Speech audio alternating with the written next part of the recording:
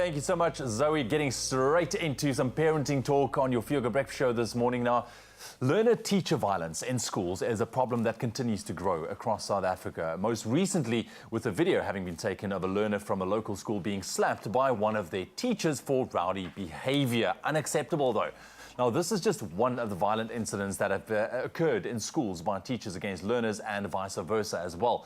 Now, this morning, certified parent coach Laura Markovitz joins us in studio to talk about cultivating positive relationships between learners and teachers. Laura, thank you very much for joining us. Thank you. I'm glad we're talking about this, you know, having my kid now in school as well, and want to make sure that there is this positive relationship between my kid and the teacher. For me, that is very, very important as a parent. So I think, what are the benefits? I think let's start off there between a positive relationship between parents and teachers and children in the class. So if the relationship is going well, it has really good academic and social implications for kids. You know, they're more likely to participate in class, they're more likely to challenge themselves, they're more likely to ask questions. If the relationship is safe, comfortable, warm, engaging between teacher and pupil, then you're generally going to have better dynamics in the classroom. So behavioral issues can be managed better, all those sorts of things. And also, of course, teacher satisfaction, teacher job satisfaction is better, obviously, when they've got a better relationship with their pupils. And I mean, it has long-term impacts. We all remember the teachers who made a big impression on us and the ones that we found really difficult. So that is vital to me, especially, you know, I mean, I can still remember my grade 1 teacher, Liesel. I don't know if she's still watching, but she was the most amazing teacher and it made such a huge impact on my life from that early age on already. So I can understand how important that is, you know, having obviously been through school, what a positive teacher-pupil relationship can do for you and your work in terms of your studies as well. So I think on the back end, you know, if you're dealing with younger children, what can parents do to help facilitate that positive relationship? So I think it's, you know, first of all, it's important to know that not every child is going to gel with every teacher. And we need to know, so it might be your friends had an incredible experience with this teacher, but that your child doesn't quite connect. So it's important for our children to know that there are going to be people in their lives that they don't absolutely gel with. So we've got to remind them of that, but that they can still learn from these people. It's so important for us to teach respect at home.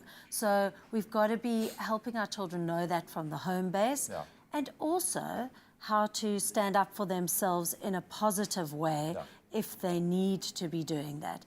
And also from our side, it's important that we're providing some context to teachers. So if things are going on at home that are really difficult, that we're communicating that with the teacher, with the school, so that they're in the know. So we're creating that more collaborative environment between teacher, pupil, and parent without being too over-involved. I'm going to get to that just now. I mean, keeping that line of communication open, I think, is very, very important. So, hugely. How involved should parents be when it comes to this, when it comes to the relationships between your teacher and your child? Because I know that some parents can really get in there. They can get in there and stay in there. Absolutely. And, you know, so obviously we've got to be starting with our kids. We've got to be empowering them with how to be managing those relationships. So what that means is them coming home, not minimizing when they come and say, I've had a difficult day with my teacher. It's not the stuff of, don't be ridiculous, you just listen to exactly what they say.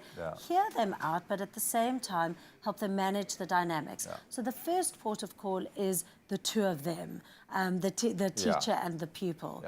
And we're only needing to get involved when that's breaking down. And I think that's really important, because we don't want to be absolutely over-involved, because then we're doing both our children and the teachers a disservice if I am meddling, micromanaging, and doing absolutely everything for that relationship. And then when our kids are going out into the world with difficult relationships, well, where are we then? So they need to be learning that dynamic, and we've got to manage ourselves so that we are not completely getting in there and staying in there. Very important. Laura, thank you very, very much for joining us. We are going to be back with Laura in just a little bit. Continuing this conversation, I want to talk about, you know, what can pupils do when there are difficulties in those dynamics as well, and how you as a parent can facilitate it from that end. Stick around.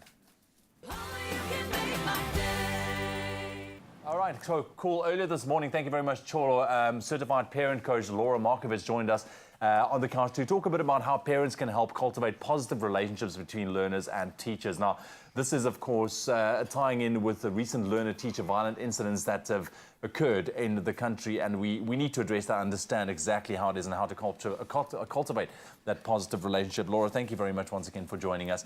I want to touch on to just recapping here, whose responsibility is it when it comes to that positive dynamic? Is it between the teacher and the parent, or the pupil and the teacher, even from a younger age? Yeah, I think it's such an important question, because we have to be so careful of absolving responsibility and throwing it onto the other party. So, you know, as a teacher, I can go, it's all the pupil, it's all the parents, this is all the parents, and just leave it. Similarly, obviously, I can be doing that as a parent and go, sure, this teacher doesn't know what they're doing.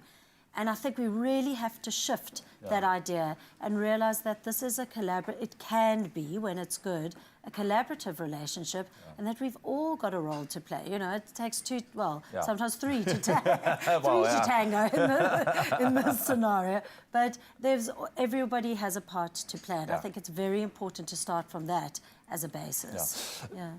What conversations do you feel need to be happening at home between parents and pupils in light of all these incidences that we've seen floating around on social media, which is quite serious? We've seen teachers attacking pupils, pupils attacking teachers, teachers leaving classrooms, and it's a very scary thing. I mean, that's the last thing I would want to happen for my kid when he's in a class. So what should we be talking about at home with the kids? So first of all, those conversations should be happening. I mean, we've got to be talking about it.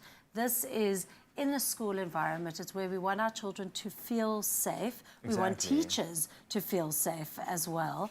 And so we've got to be talking about this. We've got to be talking about what has happened at schools, what's happening at your school specifically. What are the dynamics between other pupils and teachers? Difficult dynamics. How do you manage it? How do you feel about it?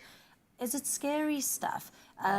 Do you feel afraid? We've got to actually be addressing that so that our children have a space to be heard about it, and so that we can hold them in whatever they're feeling, and then also try our best to help them feel safe. So we've got to contextualize things, that mostly things are safe and that they're going to be okay, but there are these incidents going on. So we've got to be having the conversations as a starting point with our kids. And I'm sure, I mean, these incidences, it's gone on for a long while before. I mean, now the social media's out there, now we are just, I think, more aware of it.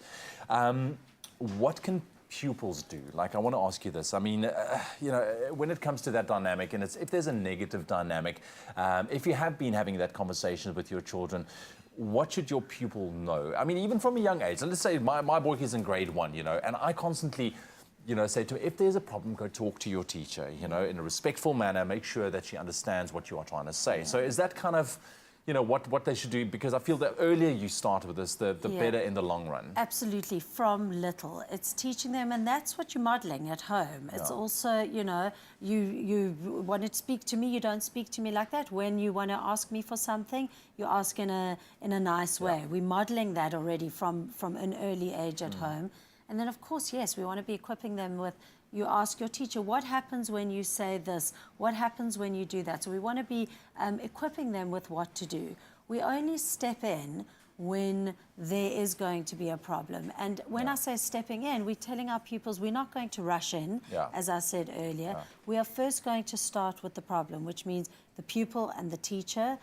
If that's not getting anywhere, then we may need to step in and have a meeting with the teacher and the pupil and ourselves. And just to say that sort of meeting, it's so important, the attitude that we go in with that meeting. If I waltz in and go, I cannot believe you've been speaking to my son, there's always a context and there's always a story. So go in an inquisitive way. Go in a way that you're actually wanting to find information so that you can support the teacher as much as you can, and you can support the pupil. So our kids need to know that we've got their back, but as a starting point, we want to be equipping them to be able to problem solve with their teachers. Laura, thank you very, very much for joining us this morning. Really appreciate it. This is a very important topic to be talking about, and something that I think those conversations need to be needs to start at home with your children. And, you know, not to be, I think the takeaway thing here is to not be overbearing as a parent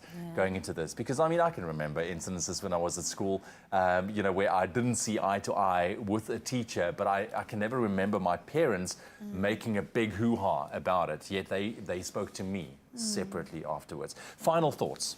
So I think it's important to know that this is an important relationship, and we need to just be remembering as parents in this mix to be encouraging a positive dynamic, to be able to hear our kids when things are difficult, to remember to equip them what they need to be doing in the classroom, and that only stepping in where we need to. And also knowing, as a parent, it's very hard to hear when your child is having a difficult time at school. So just to acknowledge that as well, but to manage ourselves in terms of how we go in there. I want to ask you one more question. My boy and his whole class are all on this WhatsApp group. And and I find that parents tend to weigh in quite a bit on those WhatsApp groups. Is that conducive to a positive environment, would you say, in your opinion? And absolutely a whole nother dynamic in and of itself, those WhatsApp groups. And I think we have to be so careful. I think those WhatsApp groups need to be managed really well, because they need to be, what is this about? If it's about sharing information about school, but when it becomes parents weighing in and giving opinions and what should have happened, I think it can get really out of hand. And those WhatsApp groups need to be managed in a really healthy way, because they absolutely can get out of hand with too many opinions and how people think they should be running things. I think we'll have to open a whole new discussion on that. Laura, thank you very, very much. So that's our parenting discussions right here on your Fuga Breakfast Show for this morning. Make sure you start those conversations at home to have a positive teacher-pupil relationship.